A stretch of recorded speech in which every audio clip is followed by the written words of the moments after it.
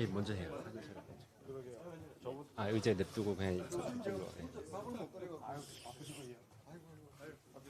예, 저희 행사 시작하기 앞서 단체 사진 촬영을 하고 그 행사를 진행하겠습니다. 그래서 그 앞쪽에 이제 한 줄로 앉아주시고 뒤쪽에 이제 서주시면은 단체 사진 진행하겠습니다. 참석자분들께서는 가운데로 모여주시면 감사하겠습니다. 네. 대표님 안전합니다. 여기까지 앉으시고 이제 이렇게 뒤로 오시죠. 아니, 양준모 교수까지 앉으시면 될 것 같아요. 그래, 양에 앉으시고 오정환님이랑 윤정입니다고. 일로 오세요. 그거 앉으세요, 이거. 남성우 의원님까지는 앉으셔도 되겠다.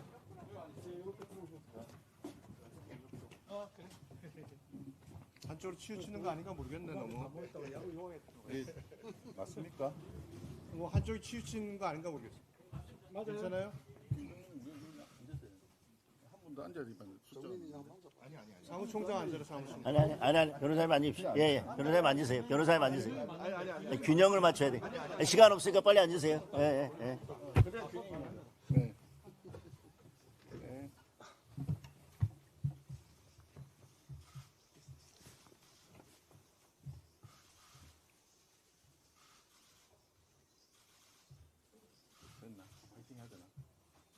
자, 됐습니까?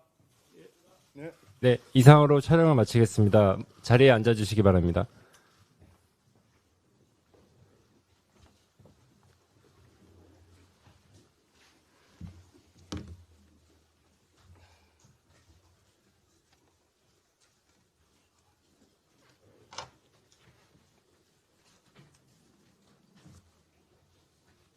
예, 그럼 지금부터 이재명 정부 100일 국정파탄 실정 토론회를 시작하겠습니다. 먼저 국민의례가 있겠습니다. 모두 자리에서 일어나 국기를 향해 주시기 바랍니다.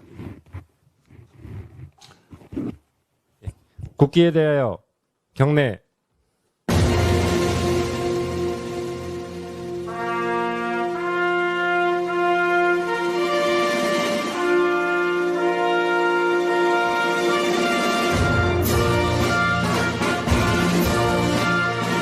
나는 자랑스러운 태극기 앞에 자유롭고 정의로운 대한민국의 무궁한 영광을 위하여 충성을 다할 것을 굳게 다짐합니다.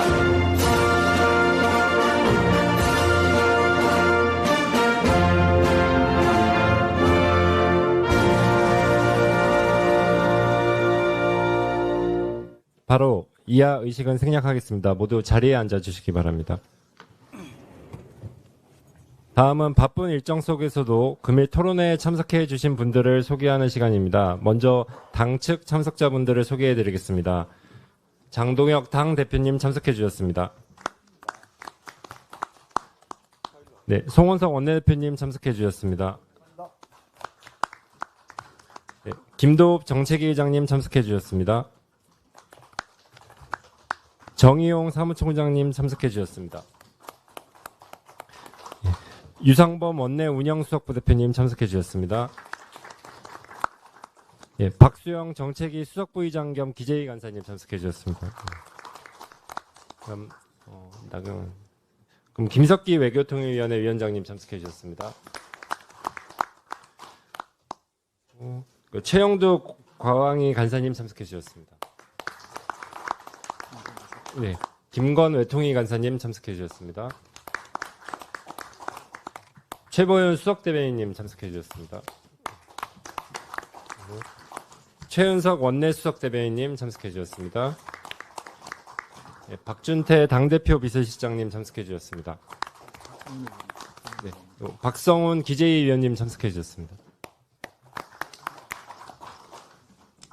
네, 이상으로 당측 참석자분들을 소개해드렸고 다음은 외부 전문가분들을 소개해드리겠습니다. 박명호 동국대 정치개혁과 교수님 참석해 주셨습니다.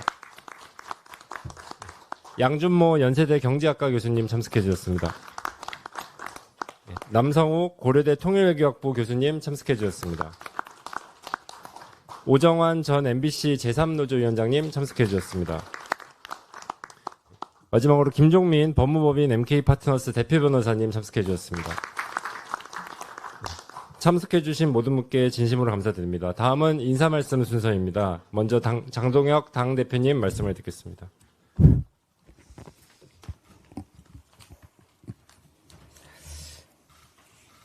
어제가 이재명 대통령 취임 100일이었습니다. 취임 100일에 맞춰서 저희들이 이 토론회를 준비했었는데 어제 민주당에서 세계 특검법 통과시키기 위해서 본회의를 여는 바람에 저희들이 부디기 오늘 이 토론회를 열게 됐습니다. 제가 당대표에 취임하고 나서 곧바로 이재명 대통령이 취임 100일을 맞아서 국민들의 눈과 귀를 가리고 아무런 성과 없는 100일을 마치 엄청난 성과가 있는 것처럼 포장하려고 할 텐데 우리 국민의힘에서 이재명 정부 100일의 실상을 제대로 알려야 되겠다. 그래서 어떤 준비를 해야 될까. 그래서 우리 원내대표님께 이런 토론회를 준비하자고 말씀드렸는데 우리 원내대표님께서 이미 준비하고 계시다고 말씀하시더라고요. 원내대표님께 감사드리고 짧은 시간 안에 이렇게 좋은 자료까지 만들어 주신 우리 정책의장님과 우리 당직자 여러분께 감사드립니다. 그리고 오늘 이렇게 토론회에 함께해 주신 외부에서 오신 여러분께도 감사드립니다.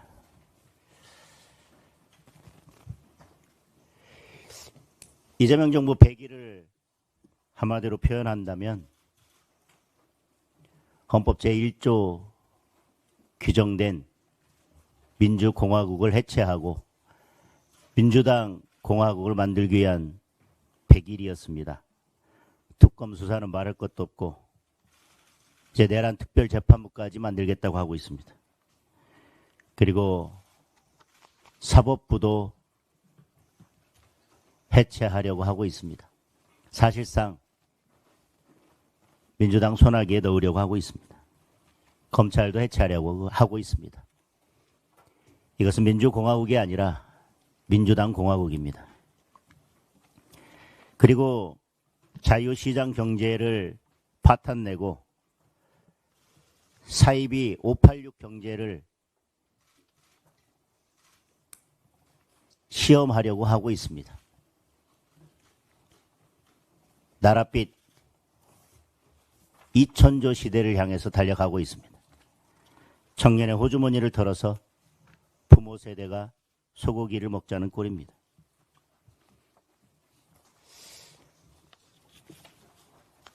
대통령이 있어야 할 곳에는 대통령이 보이지 않고 대통령이 없어도 되는 곳에서만 대통령이 보이는 100일이었습니다. 관세 협상의 중요한 국면마다 그리고 지금 조지아주 사태 이런 대통령이 꼭 있어야 될 자리에서는 대통령이 보이지 않았습니다. 그리고 100일 동안 미국에서 뺨 맞고 와서 계속 여의도에서 화풀이하는 그런 100일의 연속이었습니다. 어제 100일 취임 기자회견에서도 기자들의 날카로운 답변에 그 어떤 것 하나 제대로 된 내용을 찾아볼 수 없었습니다. 무엇이 이재명 정부의 국정 철학인지 그리고 기자들의 여러 질문에 대해서 앞으로 도대체 어떻게 하겠다는 것인지 대통령이 답변이라고 내놓은 것은 그저 종합적으로 전체적으로 합리적으로 잘 여기서 저기서 잘 듣고 그래서 무엇을 하겠다고 하는 것인지 우리는 그 어떤 내용도 듣지 못했습니다. 아무리 대통령이 포장을 하려고 해도 저는 곧 그 바닥은 드러난다고 생각합니다. 오늘 토론회에서 이재명 정부 100일의 실체가 어떤 것인지 국민들께서 확인하실 수 있으리라고 생각합니다. 다시 한번 준비해 주신 모든 분들 그리고 참여해 주신 모든 분들께 감사의 말씀을 드립니다. 네, 감사합니다. 다음 말씀 순서에 앞서 이미자 기재위원장님께서도 방금 참석해 주셨습니다. 다음은 송원석 원내대표님 말씀을 듣겠습니다. 예, 안녕하십니까. 국민의힘 원내대표 송원석입니다. 오늘 이재명 정부 100일 국정 파탄 실정 토론회 준비해 주신 모든 분들 감사드리고 또 함께 이렇게 자리에 나와 주신 전문가 여러분들 감사하다는 말씀 드립니다. 지난 한 주일이 정말 길었던 것 같습니다. 어렵사리 지난 일요일 날 이재명 대통령과 우리 장동혁 당대표 그리고 정청래 대표가 만나서 좋은 분위기를 연출해 줬고 그래서 우리가 앞으로 협치를 좀 잘 해보자 그런 생각을 했고 합의문에 민생경제협의체라고 하는 걸 만들자라고 하는 것이 합의되어서 발표가 된 바 있습니다. 거기에 따라서 월요일 날 더불어민주당의 김병기 원내대표를 만났고 저희들은 정은 빼고 여야 민생경제협의체를 양당의 원내대표와 그다음에 정책위의장 그리고 정책수석 해서 6명으로 운영을 하고 소통 창구는 정책수석으로 하자라고 하는 데까지 1차적으로 합의를 했었습니다. 그런데 화요일 날 정청래 당대표가 교섭단체 대표연설을 하면서 55분간 내란이니 해산이니 하면서 협치 분위기에 완전히 찬물을 끼얹어서 전국이 경색되는 계기가 되었습니다. 그럼에도 불구하고 수요일 날 김병기 원내대표가 저랑 만나서 6시간 동안 3차례 정회를 하는 난상 끝에 3대 특검법과 정부조직법을 합의해서 처리하자고 약속을 했습니다. 그러자마자 돌아서서 하루 만에 한 14시간쯤 되나요? 하루 만에 더불어민주당 내부에 지도부 간에 서로 간에 의사소통이 무엇이 문제였는지 모르지만 합의를 그냥 깨버렸습니다. 이재명 정부와 정청래 대표를 포함하는 더불어민주당에서는 여야 간의 합의라고 하는 것이 손바닥 뒤집기보다 쉽다라고 생각하는 것 같습니다.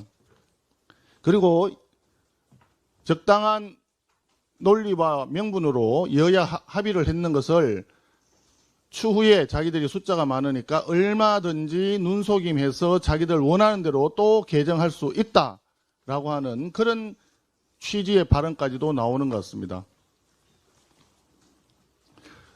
정말 대한민국이 이재명 대통령 말대로 회복과 정상화로 가는 100일이었는지 아니면 혼용 무도의 100일이었는지 국민들은 이미 다 판단하고 계실 것입니다. 우리 국민들은 굉장히 지금 한탄스럽게 생각하고 계신 것 같습니다. 대한민국이 아닌 대한망국 열차를 100일째 탑승하고 있다. 이런 생각이 듭니다.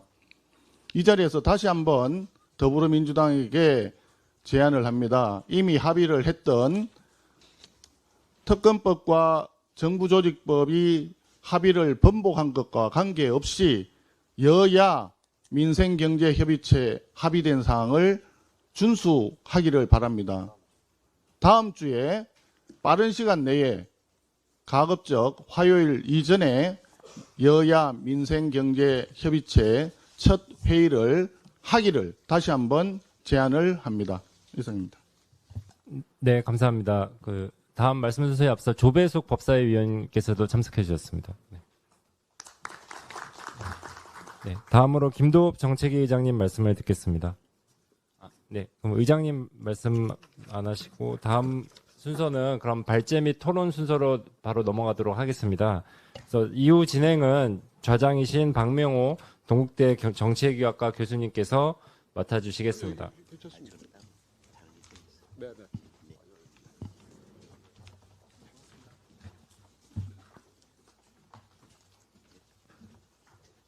예, 저희 잠시 자리 정돈을 하고 마치는 대로 예, 발제 및 토론 진행하겠습니다. 네.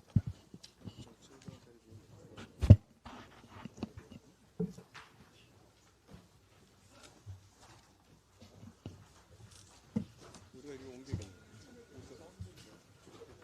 이걸 이렇게 가운데로 좀 오시라 그래도 토론자 가운데 오시고. 그러시면 되겠네. 두 분이 이쪽으로 옮기시는 게 낫지. 남 교수님 그냥 계시고 두 분이 옮기시는 게 낫나? 어떻게 하는 게 낫나? 그게 짝은 맞을 것 같고 두 분만 이쪽으로 오시는 게 나을 것 같고 이미자 의원님 더 이쪽으로 오시죠. 일로 오시죠. 위원장님도 뭐 상관없습니다.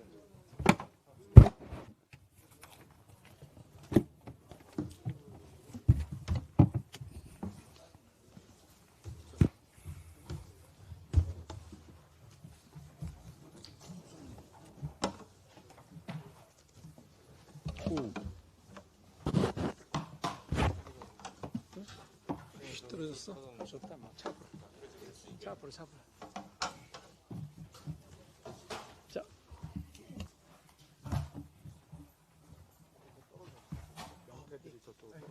네, 좀 정리 좀 해주시고. 네. 시작할까요? 네. 네. 예, 시작해 주시면 감사하겠습니다. 네. 오늘 토론회 사회를 맡은 동국대학교 정치외교학과 박명호입니다. 권력의 실패는 대부분의 우리 국민들은 아마 권력의 성공을 원할 텐데 권력의 실패는 우려하는 것은 그게 이제 우리 공동체의 실패나 붕괴로 이어질 수 있기 때문이 아닌가 생각합니다. 이 권력의 실패는 여러 가지 요인이 작동을 하게 되는데 그리고 이 권력의 실패는 대부분 스스로 무너지지 누가 다리 걸어서 넘어지게 하는 경우는 별로 없었던 게 여태까지 우리 경험이 아닌가 생각이 됩니다. 그런 면에서 이 권력의 실패를 가져오는 가장 중요한 요인 중에 하나를 저는 왜 무엇을 해야 되는지에 대한 정확한 인식이 없을 때가 아닌가 생각을 합니다. 지난 100일은 이재명 정부가 무엇을 왜 해야 되는지에 대한 고민의 그 단초를 볼 수 있지 않나 하는 시간이 생각이 되고요. 그걸 바탕으로 우리 국민의힘이 어떤 대안을 모색할 수 있는지 어떤 대안 정당으로 자리매김할 수 있는지를 확인하는 자리가 아닐까 생각이 됩니다. 그래서 한 4개 분야로 나눠서 발표를 듣고 토론을 하게 되는데 시간 관계상 우리 발표 자료로 많은 걸 준비해 주셨지만 한 10분 정도씩 밖에는 제가 드릴 수 없음을 좀 양해 부탁드리고요. 그래야 한 10분 정도 우리 여기 계신 당의 각 위원회별 이 책임자 의원들로부터 좀 서로 의견을 교환할 수 있는 시간이 되지 않을까 생각이 됩니다. 그래서 발표 자료의 가장 핵심적인 파트를 중심으로 10분 정도의 시간을 드리는데 양해 부탁드리고요. 먼저 연세대학교 경제학과 양준모 교수님께 말씀 듣도록 하겠습니다. 부탁드리겠습니다. 네, 안녕하십니까. 인사드리겠습니다. 연세대학교 양준모입니다.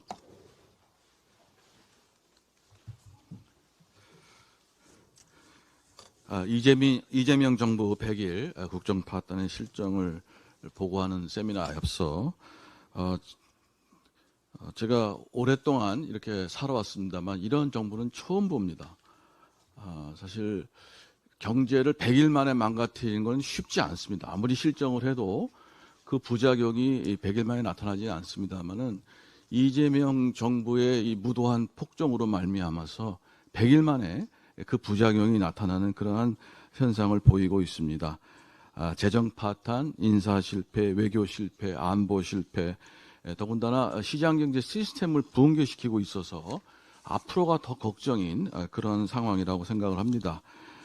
부동산 문제를 보면 바로 자료로 증명이 됩니다. 이재명 정부 100일간 서울 아파트 지수가 3.3% 올랐습니다. 월 평균 1.1% 올라서 이재명 정부 내 아파트 값이 2배로 아마 올라갈 가능성이 큰 그러한 정부입니다. 과거 윤석열 정부의 월 평균 증가율 마이너스 0.22%로서 문재인 정부가 폭등시킨 아파트 가격을 안정화시킨 반면 이재명 정부는 다시 서울 아파트 값을 폭등시키고 있다는 말씀을 드립니다. 이것은 거품 경제 붕괴로 앞으로 대한민국이 장기적인 경제 침체를 경험할 수밖에 없다는 우려를 낳게 하는 대목입니다. 더군다나 7월 말 현재 재정 적자가 86조 8천억에 달아서 기록적인 적자를 시현하고 있고, 더더욱 문제인 것은 이러한 적자를 교정할 생각은 없이 앞으로도 임기 내에서 적자를 더 내서 국가 채무를 늘릴 그러한 계획입니다. 이것은 재정 파탄을 해서 대한민국을 붕괴시키려는 목적이 아닌 정부가 아니라면 할 수 없는 일이라고 생각을 합니다. 3페이지 말씀을 드리겠습니다.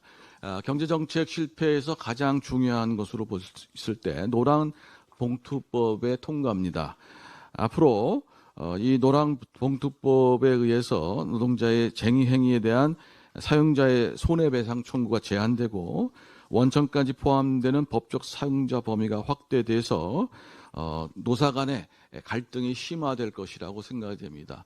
이 노사 간의 갈등이 심화되는 것은 그 자체로 문제가 될 뿐만 아니라 앞으로 AI로 인해서 경제를 활성화시키고 하겠다는 새 정부의 기획마저도 숲으로 돌아가게 만들 가능성이 큽니다. M&A를 방해하거나 글로벌 경쟁을 위한 해외 시장 공략에도 많은 불확실성을 노정시킬 것이며, 또 사용자 정의, 법적 모호성으로 인해서 법적 분쟁이 격화되고 이에 따라서 고용이 악화되고 경제 성장이 침체할 가능성이 커지게 됩니다.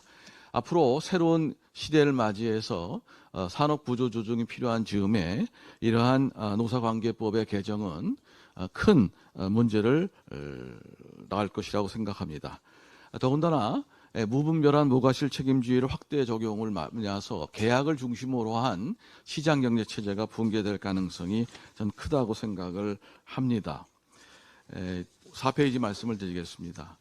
더군다나 무책임하고 무능한 무역 정책으로 말미암아서 정말 기업이 볼모가 된 지경이라고 생각이 됩니다.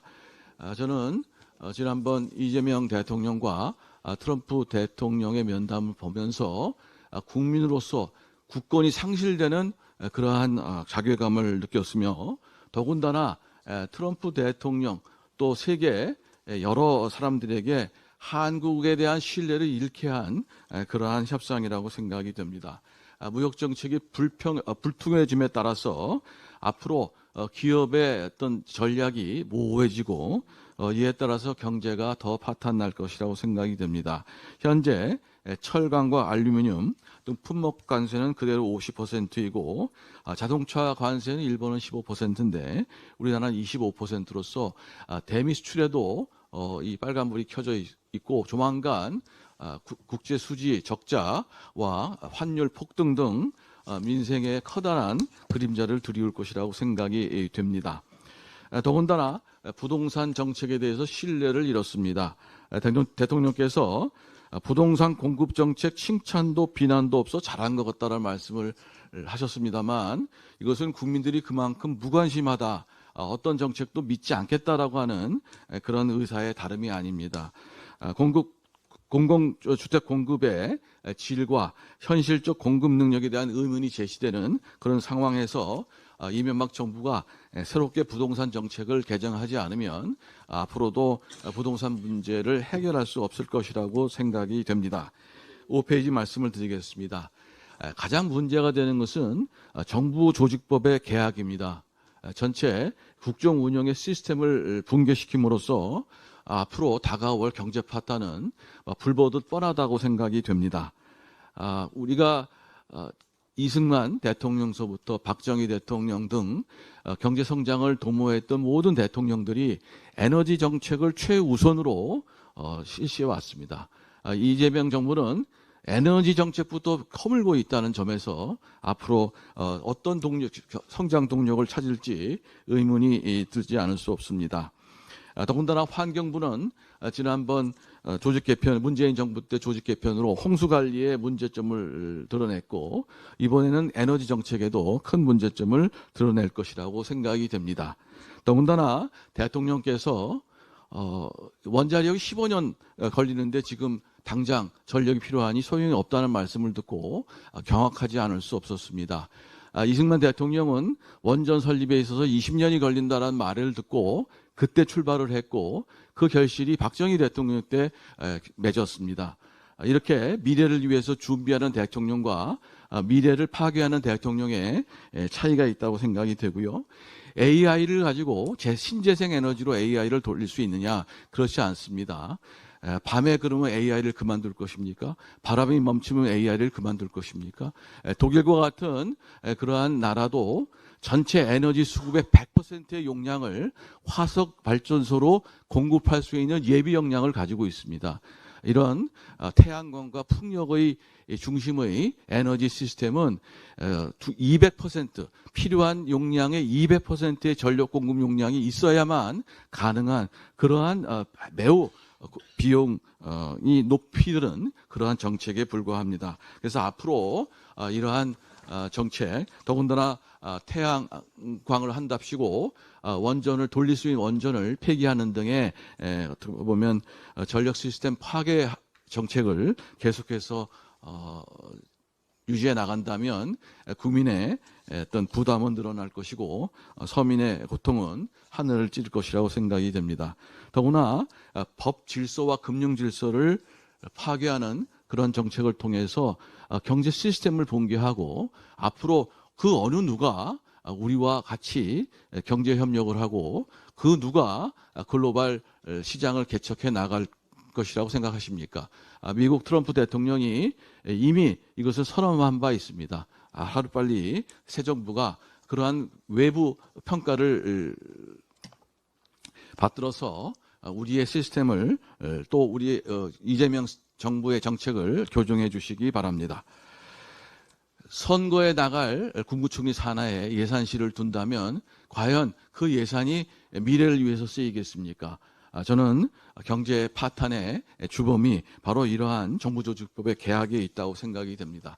정부조직법으로 효율적인 정책 운영을 하는 것이 아니라 낭비와 그리고 무분별한 선심성 정책이 남발함으로써 미래의 성장 동력을 까먹고 현재 우리의 서민들의 이 생활을 더 악화시킬 것이라고 생각이 됩니다. 괴테의 파우스트에서 악마는 거짓말과 파괴의 합성어로 만들어졌습니다. 이 새 정부가 과연 거짓말과 파괴를 일삼는 정부가 아니라는 것을 100일이 지난 이 시점에서 보여줘야 할 때라고 생각이 됩니다. 더군다나 경악하지 않을 수 없는 것은 사회주의자들의 법치주의는 국민의 뜻에 따라서 법을 마음대로 만들 수 있다고 생각을 합니다. 그리고 그 국민의 뜻은 자신만이 해석할 수 있다고 주장을 합니다. 이것은 독재와 다름이 아니라고 생각이 되고요. 더군다나 현재 이 무도한 정책은 제도적 구태타를 연상케 하는 그러한 파괴와 시스템 붕괴를 연상케 하고 있습니다. 따라서 이런 국민의 의혹을 하루빨리 시정하고 새 출발을 하는 것을 요구드립니다. 이상 발표를 마치도록 하겠습니다. 감사합니다. 예, 정확하게 10분을 맞춰주셨습니다. 다음으로 고려대학교 통일외교학부 남성욱 교수님께 부탁드리겠습니다. 네, 이재명 정부 100일 안보하고 외교로 나누어서 말씀드리겠습니다. 일단 안보는 무너지고 있고요. 군은 무장 해제를 하고 있습니다. 군이 존재해야 될 이유를 망각하고 있습니다. 이재명 정부가 6월 들어서자마자 제일 먼저 한 일 중에 하나가 민간단체 대북 전단 살포를 요청했습니다.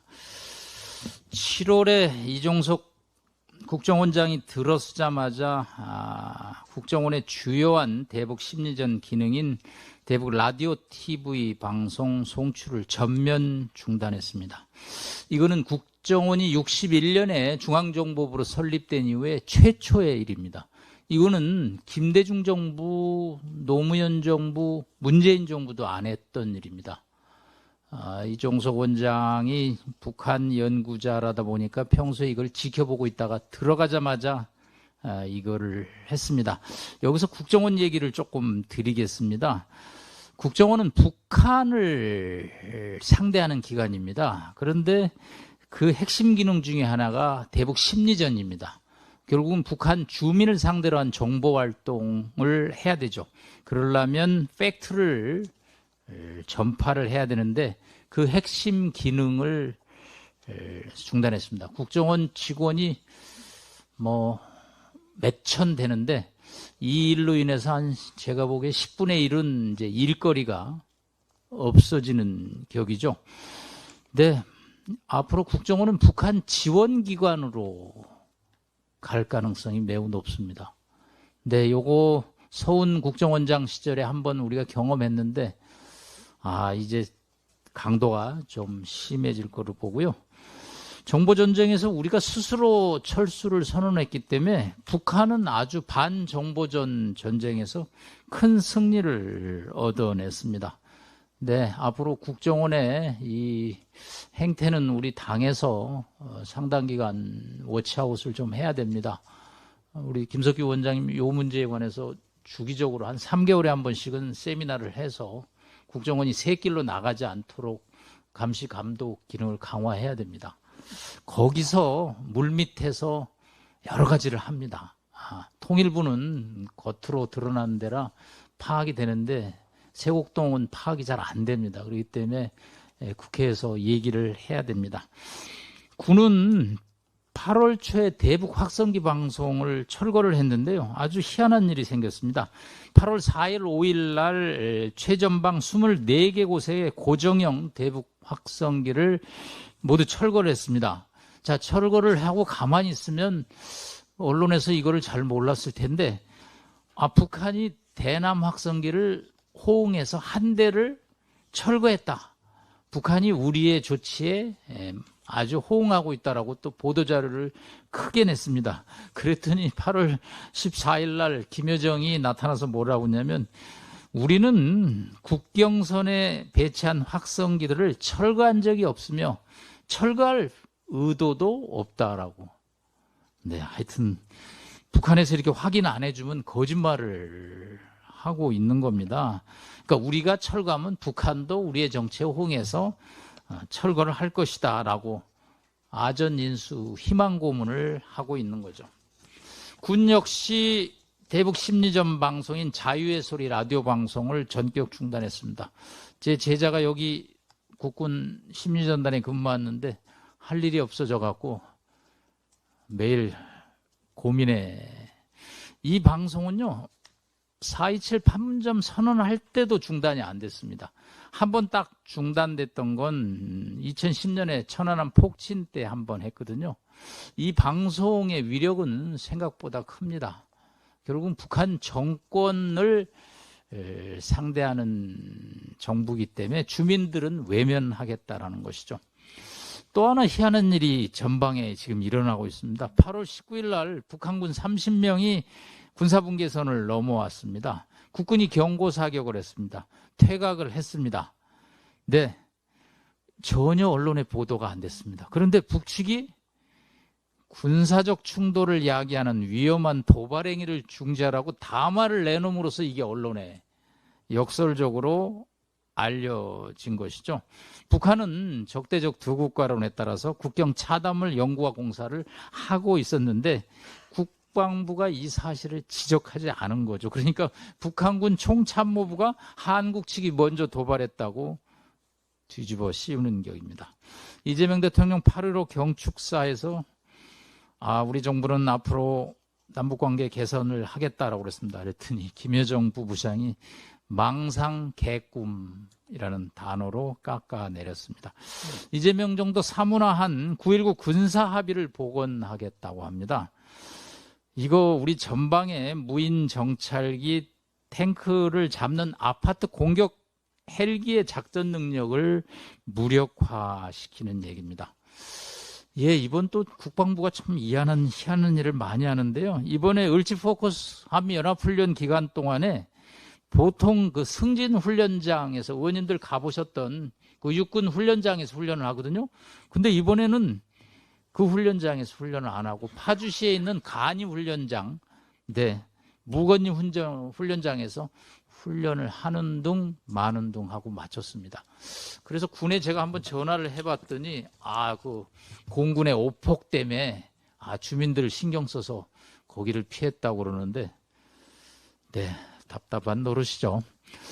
국정기획위원회에서 지금 준비를 해갖고 움직이는 것 중에 방첩사 폐지죠. 네, 문제가 있으면 개선하고 보완하면 되지 폐지를 한다라는 것은 무슨 의미일까? 네, 한마디로 이 방첩사라는 게 단순히 간첩뿐만 아니라 군 내부의 보안 작전 기능이거든요.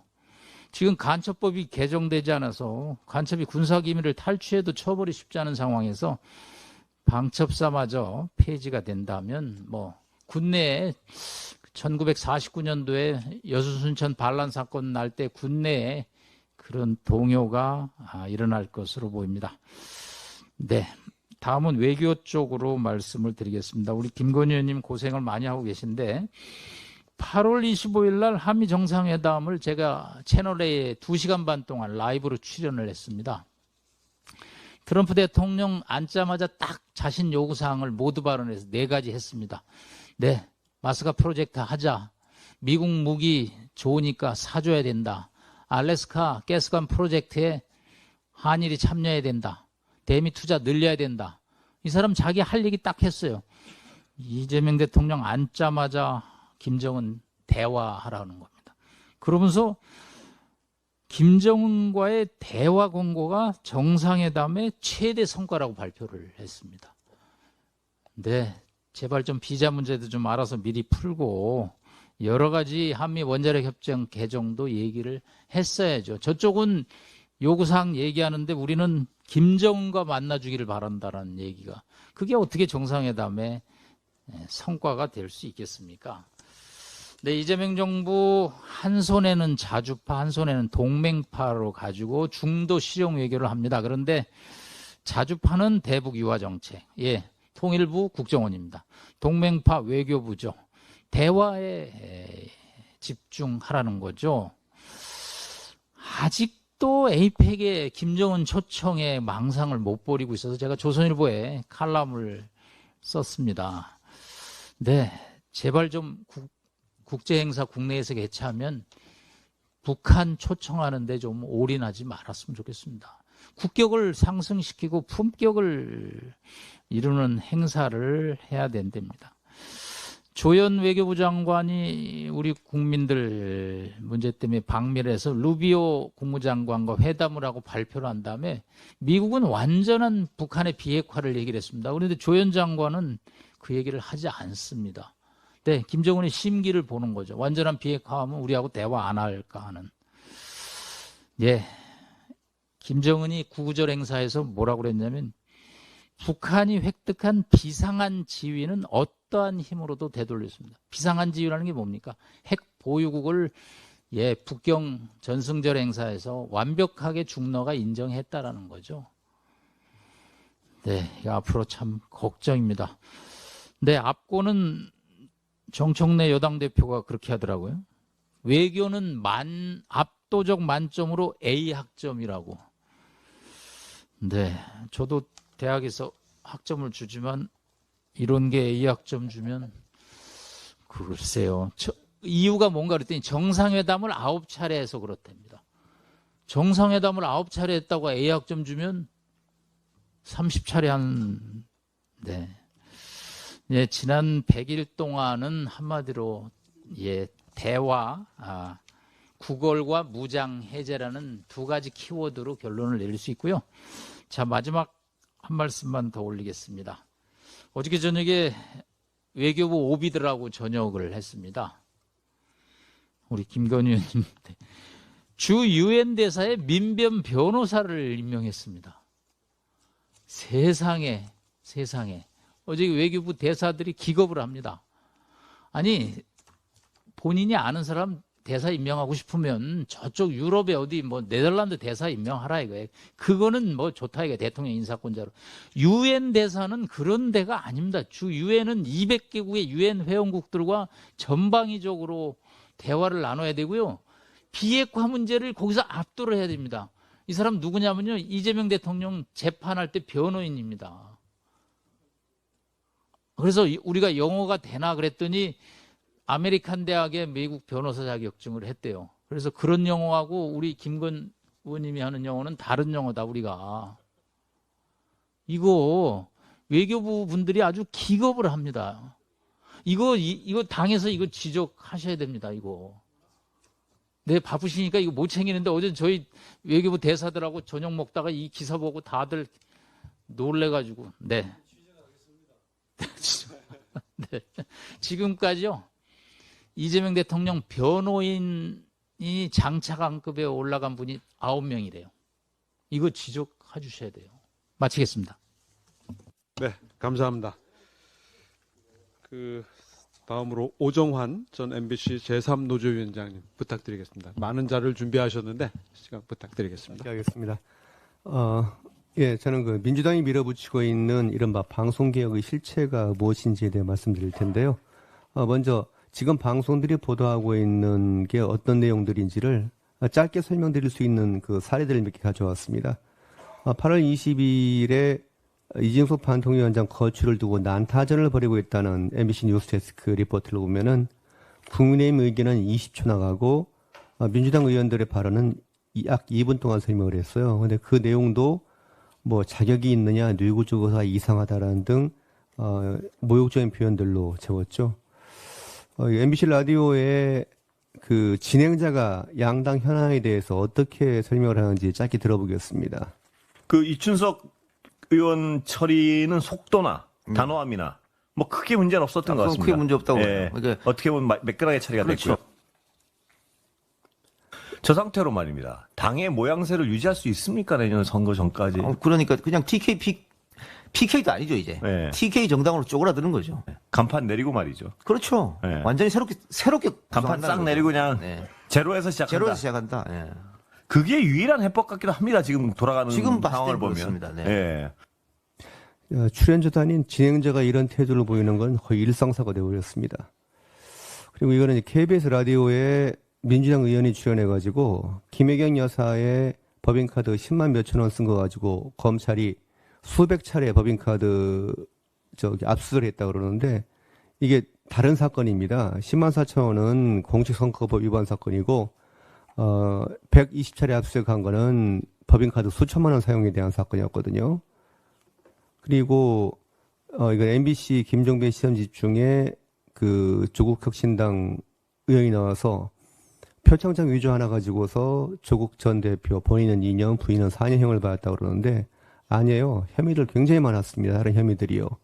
이 두 가지는 사실이 어떤 것인지에 대해서 끊임없이 지적을 함에도 불구하고 계속 방송을 통해서 이런 잘못된 정보가 나갑니다. 괴벨스가 얘기했죠. 거짓말 자주 하면은 대중도 그걸 믿고 자기 탓인도 맺게 된다고. 우리나라 상황이 지금 이렇지 않나 생각이 듭니다. 이런 편파보도, 허위보도는 특히 선거 때 큰 영향력을 발휘하는데요. 다들 기억하시겠지만 작년 총선 때 MBC가 이종섭 전 국방장관이 호주 대사로 발령된 거를 거의 쏟아붓듯이 그 비판 보도를 해가지고 피의자 도피 프레임으로 총선 국면을 바꿔버렸습니다. 그리고 선거운동 막판에 윤석열 대통령이 하나로마트 할인 행사에 가서 한 발언을 이제 오른쪽에 발언 원본이거든요. 방송을 했는데 원래 원본은 뭐냐면 시장 가격이 얼마인지에 대해서 쭉 설명을 듣고 그리고 이게 이제 그 수급 조절하고 유통 과정을 개선을 하면은 이 정도 가격이 되면 좋지 않겠냐고 얘기한 거를 잘라가지고 맨 앞으로 올리니까 이게 대통령이 세상 물정을 모른다는 프레임이 완성이 된 거예요. 이걸 가지고 또 굉장히 선거에서 많이 이용을 했습니다. 그리고 그 민주당이나 종혁신당 후보들의 어떤 문제점에 대해서는 축소 보도를 했고요. 대선 때도 마찬가지입니다. 뉴스데스크의 대선 참견 시점이라고 가십성 기사들을 모아놓은 코너를 만들었는데 한 달 동안 나간 걸 분석해 보니까 국민의힘에 불리한 아이템 40건이 방송될 때 민주당이 불리한 건 4건이 나왔습니다. 국민의힘 기사에는 싸우고 갈등하는 내용을 집어넣고 민주당 기사에는 공약을 집어넣었어요. 여론조사도 편파적입니다. 민주당, 그러니까 국민의힘 관련 질문들은 단일화 갈등, 윤 대통령과의 관계 설정, 뭐 지지층이 이재명 대표 쪽으로 넘어간다라든지 이런 내용을 드리고, 민주당에 대한 질문 주제는 거의 홍보에 가까웠습니다. 5월 26일 재위선거를 실시하는 날 투표장에 나온 유권자 인터뷰를 했는데 그중 4건이 투표를 계엄하고 연관시켰고 국민의힘에 유리한 대통령의 정직과 청렴에 대한 질문은 없었습니다. 이런 식으로 언론노조는 방송을 민주당이 집권 도구로 사용하도록 하고 민주당은 그 대가로 방송사 기획권을 주는 더러운 거래가 형성된다고 저는 생각을 합니다. 그리고 그 거래를 영구화시키는 것이 이른바 방송개혁 입법이고요. 구체적인 내용을 보면은 이미 공포된 방송상법 개정안 내용을 보면은 지금까지 여야가 비율 공영방송 이사들을 추천해 온 거를 추천단체 여러 조직들 집어넣었거든요. 이게 대부분 언론노조의 통제하에 있거나 친언론노조 성향입니다. 방송사 시청자위원회는 편성위원회를 통해서 언론노조의 영향력 아래에 있고 방송사 임직원 과반수라는 건 곧 언론노조란 말과 다름없다고 생각이 돼요. 그리고 여기 교수님들 많이 나와 계시지만 우리 사회는 보통 교수라고 그러면 중립적이고 공정하다고 생각을 하는데 아닌 분들도 있습니다. 2017년에 3대 언론학회가 KBS, MBC 사장 물러나라고 성명을 냈고 그리고 MBC 앞에 몰려와 집회도 가졌거든요. 이분들이 2018년 이후에 언론노조에 의해 저질러진 끔찍한 불공정 보도에 대해서는 한마디도 한 기억이 없습니다. 그리고 변호사가 왜 방송사 이사들을 추천합니까? 이거는 공부를 많이 한 사람이 무식한 백성 위에 군림할 수 있다는 조선시대의 썩어빠진 논리를 답습한 결과라고 봅니다. 민주당은 자기들이 진보 진영이라고 하지만 제가 보기에 그 의식 구조는 진보가 아니라 퇴보이고 보수 꼴통이라고 생각합니다. 공영방송하고 보도 전문 채널에 사장 추천위원회를 만들려고 그랬고요. 그리고 종편에까지도 노사 동수로 편성위원회를 만들려고 했습니다. 이런 방송 3법은 공영방송과 보도 전문 채널의 이사 사장의 임기를 강제로 종료시키는 것은 그 언론 자유를 규정한 헌법 그리고 이를 위한 그 임기 보장을 침해하는 거고 KBS의 이사 임명에 대한 대통령의 권한을 침해하고요. 그리고 사장 추천위원회를 만들었는데 이 위원회가 어떻게 국민을 대표할 건지에 대해서는 이해할 수가 없습니다. 그리고 민영방송인 보도전문 채널의 사장을 노조와 합의해서 추천위를 만들어서 하라는 것은 사유재산 제도와 주주 권리를 침해하는 겁니다. 노사 동서의 편성위원회는 사실상 경영권을 가진 집단이라고 볼 수가 있고요. 이거는 언론노조의 방송 장악을 법적으로 완성하기 위한 것이라고 생각이 드는데 2019년에 헌법재판소는 노조는 방송 자유의 주체가 아니라고 결정을 내렸습니다. 방송미디어통신인요법 사실 이거는 그 기존 법률의 개정만으로도 가능할 것 같은데 법 이름을 바꿔서 위원장을 강제로 이제 퇴임시키려는 거거든요. 이게 그 본 목적이라고 할 수가 있습니다. 그리고 방송미디어통신심의위원회의 위원장을 정무직 공무원으로 만들었는데 그리고도 민간기구라고 주장을 합니다. 그런데 이에 대해서는 국가 검열의 부활이라는 비판이 좌파 진영에서조차 나오고 있습니다. 근데 이런 사태가 왜 벌어지냐면은 공정보도에 대한 그 기본 개념이 좌파와 우파가 다릅니다. 좌파는 중립을 지키지 않고 사실보도, 객관보도를 하지 않는 게 정론이라고 생각을 해요. 이게 이런 생각이 무리가 아닌 게 가끔씩 이게 불거져 나옵니다. PD연합회는 기계적 중립이 시대 정신에 눈 감은 거라는 성명을 냈고 변상욱이라는 사람이 중립은 시대 정신이 아니라는 칼럼을 당당하게 게재합니다. 이 양반은 민주언론상, 선거언론상 등을 받은 언론계의 중진 인사거든요. 이건 꼭 한번 같이 들어보고 싶었습니다. 2017년에 MBC에서 언론노조 파업이 한창일 때 최민현 과방위 위원장이 이렇게 말을 합니다. 그 팟캐스트 새가 날아간다가 거기 출연해서 이렇게 얘기를 합니다. 그래서 지난번에 파업할 때 보면 내부에서 토론한 내용 이렇게 보면요. 그중에 이제 불편, 부당, 중립 취하지 않겠다. 진실과 정의 그리고 뭐 객관 보도에 늪에 빠져서 헤매지 말고 진짜 그 정론을 하겠다. 이런 얘기들이 나온 걸 봤어요. 그래서 저는 그걸 지키기를 기대하는 거죠. 이런 분이 지금 그 방송관련법제를 총괄하고 있습니다. 고 김선 추경의 말씀입니다. 우리 후손들을 위해서도 언론이 권력의 신여로 전락하지 않도록 박아야겠습니다. 감사합니다. 네, 감사합니다. 그 마지막으로 제일 오래 기다리셨는데요. 우리 김종민 그 변호사께 부탁드리겠습니다. 네, 김종민 변호사입니다. 이재명 정부 출범 100일 검찰 사법 분야에 대한 평가 말씀드리겠습니다. 이재명 정부 출범 이후 소위 내란 종식을 명분으로 한 헌법과 법치주의 파괴 시도가 도를 넘고 있습니다. 특검의 무차별 압수수색, 일상적인 피의사실 공표를 통한 여론몰이 수사가 일상화되었습니다.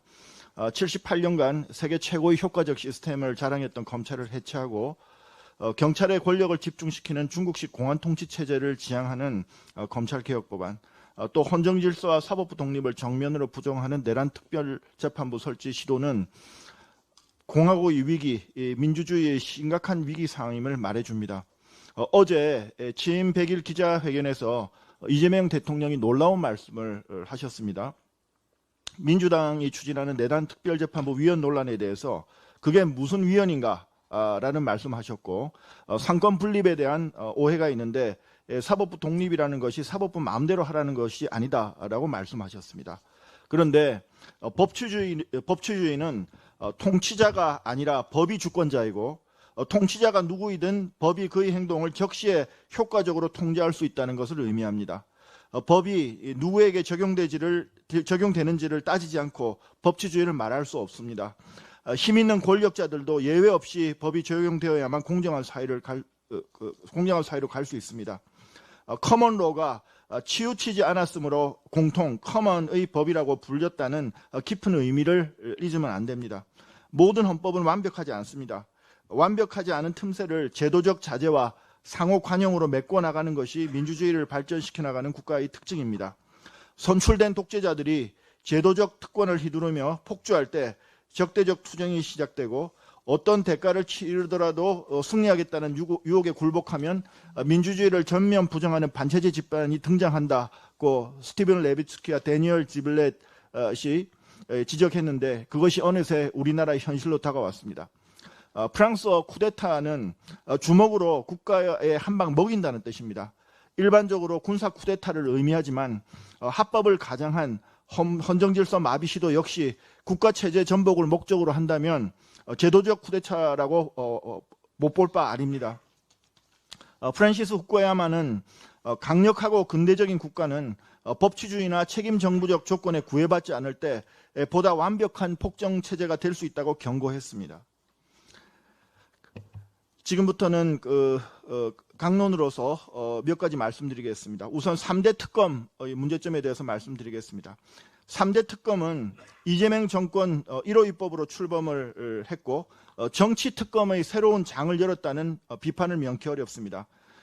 최소한의 정치적 중립성을 갖추기 위한 모양새도 포기했고 수사의 정치화 논란을 스스로 자초하면서 폭주하고 있습니다.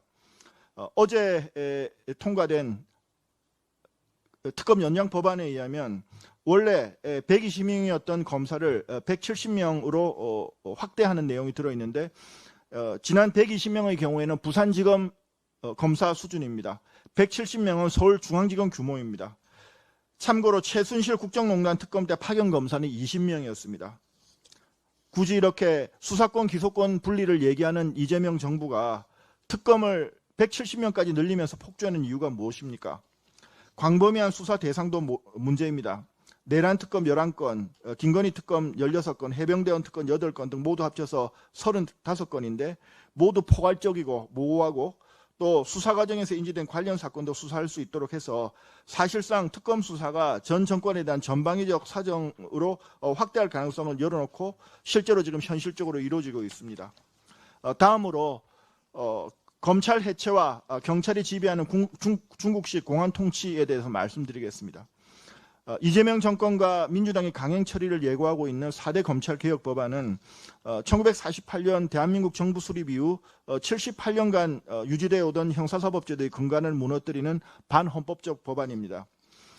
검찰이 그동안 문제가 있었지만 1987년 경찰이 은폐하려던 박종철 고문치사의 진실을 밝혀낸 것도 검찰이었고, 대검 중수부를 중심으로 정식 권력의 부정부패를 척결해 사회기강을 바로 세웠던 것도 검찰의 역사였습니다. 가장 큰 검찰개혁 법안의 문제는 검찰 폐지의 역사가 중국의 문화혁명 시기에 이루어졌다는 것입니다.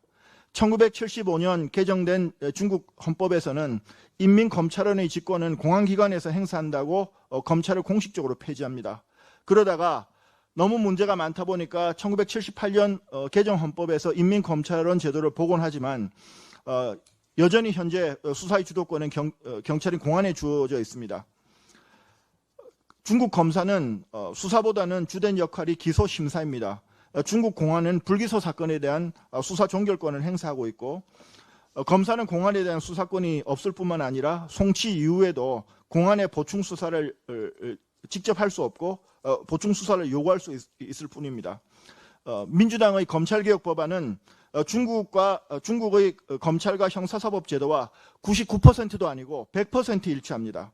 그렇다면 왜 굳이 검찰개혁이라는 이름으로 잘 시행되어 오던 검찰개혁 이름으로 잘 시행되어 오던 검찰을 폐지하고 수많은 법조인과 형사사법 학자들이 반대도 불구하고 중국 검찰제도, 중국 형사사법제도를 전면 도입하려고 하는지 이재명 대통령과 민주당 정권은 국민에게 설명해야 될 의무가 있습니다. 다음으로 내란특별재판부에 대해서 말씀을 드리겠습니다. 내란특별재판부와 대법관 증언 문제에 대해서 말씀드리겠습니다. 대법관 수를 26명으로 증언하겠다는 것은 외국의 권위주의 정권들이 써먹었던 단골 메뉴입니다. 헝가리의 빅토르 오르반 정권은 헌법재판관을 8명에서 15명으로 늘린 뒤에 집권 피데스당 단독으로 신규 헌법재판관을 임명할 수 있도록 해서 헌재를 장악했습니다. 2004년 베네수엘라 차베스 정권도 20명이었던 대법관을 32명으로 늘리면서 혁명적인 측근들을 임명해 9년 동안 정부에 반대하는 판결을 영권으로 만들었습니다. 내란특별재판부도 헌법에 정면으로 위반되는 위헌적인 법안입니다. 특별법안은 특별영장전담판사와 특별재판부를 구성하는 판사를 특별재판부 후보 추천위원회의 추천에 따라서 대법원장이 임명한다고 규정하는데, 이는 대법원장과 대법관이 아닌 법관은 대법관 회의의 동의를 얻어 대법원장이 임명한다라고 규정한 헌법 104조 3항에 위반됩니다. 또 특별법안 제4조는 윤석열 전 대통령이 임명한 대법관은 대상 사건 재판에서 제척된다라고 규정을 했는데, 현재를 기준으로 대법원장과 법원행정처장을 제외한 대법관 12명 중에 9명이 윤석열 대통령이 임명했고 12명 중에서 9명의 대법관을 제척시키겠다는 의미입니다. 특별법안 제24조는 개인, 법인, 단체 등이 후보자로 적합하다고 생각하는 사람을 추천할 수 있고, 추천위원회는 적격 여부를 심사한 후 적격으로 판정된 사람을 후보자로 추천한다고 규정하고 있습니다. 그런데 문제는 특별법안 어디에도 후보자의 자격에 대한 규정이 없습니다. 탄핵 제도와 함께 사법부 독립 보장에 취약한 헌법 규정이 대한민국의 민주주의를 위협하는 감춰진 시한 폭탄이었다는 사실이 드러났습니다. 이미 지난 무차별 탄핵이 어떤 결과를 가져왔는지 우리는 잘 알고 있습니다. 마지막으로 다음과 같은 말로 정리를 하겠습니다. 독일 바이마르 공화국이 남긴 교훈은 민주주의가 스스로를 구하지 못한다는 점입니다. 이탈리아의 정치 이론가 루지에로는 민주주의의 사악함은 다수의 승리가 아니라 저질적인 것의 승리라고 했습니다. 알렉시스 토크빌은 민주주의가 종국에는 다수의 횡포와 질적 저하라는 또 하나의 독재 체제를 낳게 될 것을 우려했습니다. 에드먼드 버크는 악인들이 연합할 때 선한 사람들도 제외해야 되고, 그렇지 않으면 선한 사람들이 차례로 무너질 것이라고 했습니다. 지금 반헌법적 법치주의 파괴와 헌정질서 파괴를 하고 있는 이재명 정부와 민주당에 이 말씀을 드리고 싶습니다. 존 로크의 말입니다.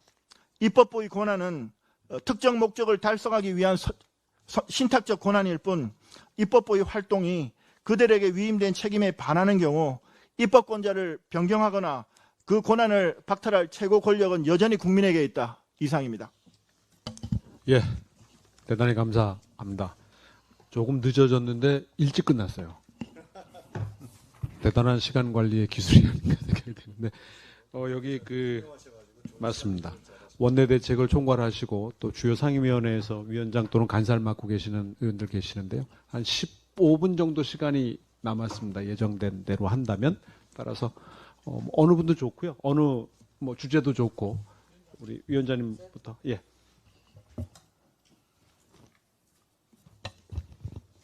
네, 오늘 이재명 정부 100일 국정파탄 실전 토론회에 이렇게 참석해 주신 전문가 여러분과 교수님들께 진심으로 감사드리고요. 저도 어제 이재명 정부 100일에 대한 기자회견을 그 시간에는 못 봤습니다. 우리가 그때 일이 상당히 많이 있어 그 시간대는 못 보고 저녁에 집에 가서 풀 영상을 돌리면서 봤는데 저는 한마디로 그네들은 회복을 위한 100일이고 미래를 위한 성장이라고 얘기했습니다만은 제가 정치의 이 한 가운데서 느끼는 것은 보복을 위한 100일이고 미래 세대에 부담을 주는 부채주도 성장이다라는 말씀을 드리면서 그중에서 하나 참 이상한 얘기를 해요. 이재명 대통령이 아까 우리 말씀 주신 것 중에서 정청래 민주당 대표가 이재명 정부의 외교와 관련돼서 A 플러스 만점에 A점이라고 그랬습니까? 만점이라고 그랬습니까? A 학점이라고 그랬습니까? 그런데 왜 한미 정상회담을 하고 돌아온 후에 우리 대한민국의 노동자들은 쇠고랑 차고 돌아와야 합니까? 거기에 대해서 또 한미 관세에 관련돼서도 이제 기자 한 분이 질의를 하고 그러니까 자기는 이면 합의는 하지 않겠다. 그리고 국익에 반하는 것도 하지 않겠다. 더 나아가서 합리성과 공정성에 반하는 것도 하지 않겠다라고 했는데 그러면 서명을 안 하면 사인을 안 하게 되면 우리 대한민국의 자동차세 25%는 어떻게 되는 겁니까? 이건 국익에 반하는 겁니까? 반하지 않는 것입니까? 이것이 합리적인 것입니까? 합리적인 것이 공정한 것입니까? 저는 참 이재명 대통령의 말씀하시는 분들 들어보게 되면은 후보 때도 그렇고 그 전에 당대표 때도 그렇고 지금도 마찬가지로 변한 것이 없는 것이 현란한 말씀씨로 국민을 갖다가 굉장히 혼란하게 만들고 정보를 왜곡시켜서 그 속에서 조작을 일으키도록 만드는 것 같아요. 정말 한 가지만 딱 물을게요. 그러면 서명을 안 하겠다라고 했는데 서명을 안 하는 것이 자랑입니까? 이것이 국익에 부합하는 것입니까? 여기에 대해서 답변해 주시기 바랍니다. 이상입니다. 양 교수님 답변하셔야 될 것 아니요. 같아요. 대통령께서 답변하셔야 되는데 한 말씀 드린다면 대통령께서 아마 입이 두 개가 있어도 말할 수 없으실 거라고 생각이 되고요. 서명하지 않은 건 합의를 하지 못한 겁니다. 그렇죠. 예. 그리고 관세는 여전히 높게 우리가 물어야 되는 것이고요. 근로자들은 지금 큰 피해를 입고 있다는 사실은 명확한 사실이고요. 어떠한 변명도 통하지 않는다는 말씀을 드리고 이 시점에서 대통령의 사과가 필요하다 이런 말씀을 드립니다. 감사합니다. 네, 또 박 의원님, 유상범 대표. 예, 대한민국이 건국, 산업화, 민주화 그리고 이제 선진화라고 하는 역사발전 단계를 밟아오고 있다. 이렇게 우리가 많이 자랑을 했고 경제 규모로는 세계 10위, 수출로는 세계 6위 국가가 되어 있는데 이재명 정부 100일 사이에 산업화, 민주화라고 하는 우리 자랑스러운 역사 자체가 완전히 무너지고 있는 거 아닌가 이런 생각이 듭니다. 산업화 부분은 우리 양준모 교수님께서 잘 정리해 주셨는데 기업들, 우리 산업화의 핵심 주역이 기업인데 이 기업들이 지금 덧센 상법, 이 노란봉투법 이런 걸로 해서 완전히 무너지고 있는 데다가 대미 협상의 실패로 수출도 안 되고 있는 상황에서 미국으로 자본이 최소 5천억 불, 최대 6천억 불이 빨려나가게 돼 있는 상황인데 이런 우리 자랑스러운 역사를 무너뜨리고 있는 형편입니다. 게다가 양 교수님 지적하신 것처럼 재정 건전성 부분도 터무니없는 그 가짜 뉴스를 만들면서 고삐 풀린 망아지처럼 재정을 마구 쓰겠다고 지금 달려가고 있는 상황입니다. 이거 한번 쓰고 나면 돌이킬 수 없다는 것이 지금 지난주에 프랑스에서 있었던 시위에서 우리가 볼 수가 있는데 복지라는 돈을 한번 풀고 나면은 축소하겠다고 대통령이 아무리 야단을 쳐도 이게 되지 않는 것이 전 세계적인 상황인데 이재명 정부 때는 다시 문재인 정부 시즌2처럼 마구 돈을 푸는 그때 소득주도 성장이었다면 이번에는 부채주도 성장이라고 하는 희한한 성장을 끌어나가려는 생각을 가지고 있습니다. 여러 가지 다른 교수님들, 변호사님 말씀하신 것들 각 분야의 문제가 많은데 저는 또 기재위 간사로서 우리 경제가 이렇게 과연 4년 버틸 수 있겠나 하는 생각을 하게 되는 것입니다. 그 석유가 세계에서 제일 매장량이 많은 나라가 사우디하고 베네수엘라인데 베네수엘라가 완전히 망하는데 딱 20년 걸렸습니다. 근데 석유가 매장량이 있기 때문에 버틸 수 있었지 1950년대 베네수엘라는 지금 우리나라 웬만한 도시보다 훨씬 더 발전돼 있고 아름다운 도시였습니다. 현재 베네수엘라의 카라카스는 쓰레기통, 외국 대사관의 쓰레기통을 뒤지는 것이 청년들의 주된 일자리가 돼 있고 300만 명이나 되는 국민이 국가를 떠나갔고 베네수엘라 자랑하던 메인 사관학교의 미인들이 주변 국가에서 이 몸을 파는 이런 참 눈물겨운 역사를 지금 보이고 있는데 우리가 그 길로 가고 있다는 염려가 지금 엄습하고 있는 이런 좀 상황입니다. 양 교수님께서 정리 잘 해주셔서 저희가 이거 바탕으로 더 싸우고 또 더 좋은 정책 만들고 해나가도록 하겠습니다. 감사합니다. 시간이 많지 않으시니까 자자께서 허락하시면 한 3분만 예. 제가 이제 한참 경영에 관심이 많을 때 경영의 구루라고 평가받던 피터 드러커라는 교수가 쓴 책이 여러 개 있는데 그 중에 보면 제가 가장 와닿았던 게 뭐냐면 기업이 최고로 성장할 때는 60년이 걸리지만 기업이 망하는 데는 1분이면 된다. 과장되겠지만 이렇게 평가한 적이 있습니다. 근데 저희가 건국을 하고 산업화를 민주화를 하는 과정에서 정말로 대한민국이 정말로 럭키하게 이승만 대통령이 소위 토지개혁이라는 걸 통해서 6.25 전쟁 시에 수많은 그 소작인들이 자기 땅을 가질 수 있는 희망 아래 내란이 발생하지 않았기 때문에 우리가 지켜나갈 수 있는 가장 큰 힘이 됐고 박정희 대통령이라는 위대한 지도자로 인해서 산업화를 이뤄냈습니다. 그 같은 형태로 수많은 외자를 들어와서 독재자들은 전부 자기 부를 취했을 때 결국 경제라는 경제 발전의 강박증을 통해서 완전히 경제 올인하면서 대한민국의 산업이 기반이 됐고 그 위에 전두환, 노태우, 김영삼 또 김대중 이런 시대를 거치면 그나마 지도자로 제도 우리가 맞이했기 때문에 우리가 선진국 대열에 이루었는데 제가 지금 느끼는 거는 여러분이 말씀하시는 그 각각의 파트를 보면 외교 문제에서도 이건 거의 반미적 행태를 지금 공공연히 나타내고 있는 거고요. 방송은 완전히 지금 소위 방송 장악의 모습이 보입니다. 그리고 사법을 보면 지금 언급하셨던 베네수엘라 또 이런 헝가리에서 그 의회 독재, 소위 연성 독재가 이루어지는 과정을 그대로 지켜가고 있고 검찰과 경찰의 관계에서 이제 중국의 모델로 따라가고 있는 모습을 보면서 저는 이 대한민국의 리더십을 갖고 있는 현 정부에 있는 사람들이 의도적으로 이제 정말로 30년, 50년 독재를 가져가는 플랜을 가지고 하나하나 시행하는 게 아닌가 할 정도로 굉장히 두렵다 하는 느낌을 봅니다. 하나하나를 보면 이게 독재인지 아닌지 판단이 잘 안 되는데 오늘 한 4분의 발표자가 말씀하시는 거 보니까 이 자체가 소위 의회 쿠데타 또는 사회주의식 전체주의적 독재의 모습으로 지금 가는 발걸음을 걷는 거로 저는 이게 보입니다.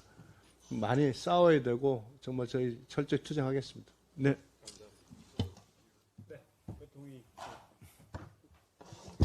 뭐 좋은 말씀 잘 들었고요. 느끼는 바가 많았습니다. 근데 우리 김종민 변호사님 그 레비츠키 말씀하셨지 않습니까? 관용과 자제가 없이는 민주주의가 존재할 수 없다 이렇게 말씀하셨는데 국제사회도 마찬가지입니다. 강대국의 관용과 자제가 없으면 국제사회 평화가 안정은 없는 거거든요. 그런데 러시아는 우크라이나를 침공하고 중국은 전랑 외교를 한 거라고 미국은 아메리카 퍼스트를 하고 그러니까 지금 사실 국제 질서가 무너지고 있는 겁니다. 국제사회가 질서가 무질서로 지금 가고 있는 이런 사실 우리한테는 엄중한 상황이거든요. 우리가 뭐 규모가 크긴 하지만 그런 강대국에 비하면 아직도 그 국력이 여류에 있기 때문에 그런 거에 이제 우리가 적응해 갈 수밖에 없는데 이런 거에 저희가 적응해 가려고 그러면 우리가 사실은 우리나라가 똘똘 뭉치는 수밖에 없거든요.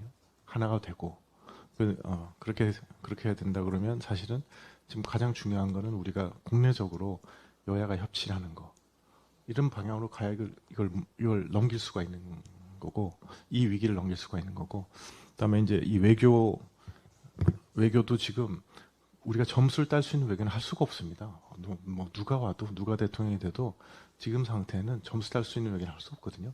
그러니까 얼마나 점수를 더 올리는 외교를 해야 되는데 이재명 정부 들어서 하는 외교를 보니까 그거를 마치 뭐 아까 이제 A 학점, 100점 이런 건 다 그러니까 있을 수 없는 얘기를 막 하려다 보니까 그러니까 자꾸 이제 우리가 실제 상황 갖다 자꾸 뒤로 숨기고 미루고 이렇게 하다 보니까 더 큰 대가를 우리가 치르게 되는 이제 상황으로 지금 가고 있거든요. 그래서 이런 건 저는 참 심각한 거라고 생각하고 그다음에 또 하나는 지금 그런 모든 상황에 있어서 지금 가장 큰 부담을 져야 되는 게 우리 기업들이니까 우리 기업들에 대한 부담을 우리 어떻게든 줄여줘야 되거든요. 근데 지금 뭐 국내 정책적으로 너무나도 우리 기업들한테 큰 부담을 계속 주고 있어서 이렇게 하면 우리가 이 파고를 넘어갈 수 있을까? 이런 저는 솔직히 굉장히 우려하고 있고요. 그런 의미에서 좀 이재명 정부가 좀 많이 반성하고 지금이라도 좀 어떤 그 전환으로 가야 되지 않을까? 그러지 않으면 참 우리나라 큰일 나겠다. 저는 개인적으로 큰 걱정을 하고 있습니다. 감사합니다. 저 과방위의 최영두 의원님도 방송법 관련해서는 같은 의견이죠. 네. 주제를 하나하나 놓고 볼 때는 그 주제가 심각해 보이는데 그거만 보이는데 여러 개 주제를 동시에 이렇게 하니까 대한민국이 어디로 가는지 지금 거의 선이 그려지는 거죠. 낭떠러지로 지금 달려가는 그 느낌을 아주 강하게 받고 섬뜩합니다.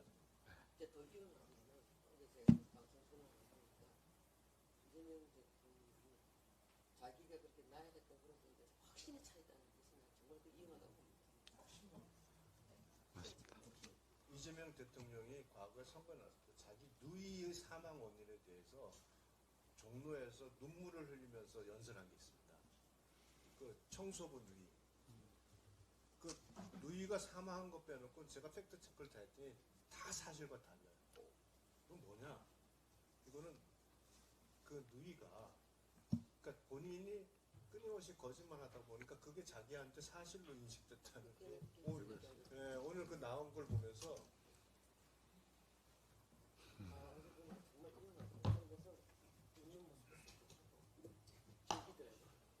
네, 좋은 말씀 많이 들은 것 같습니다. 이 권력은 스스로 실패의 길로 들어가는 경우가 대부분인 것 같습니다. 그때 어떤 방향과 가치를 고민하는 국민의힘이 되었으면 하는 생각이고요.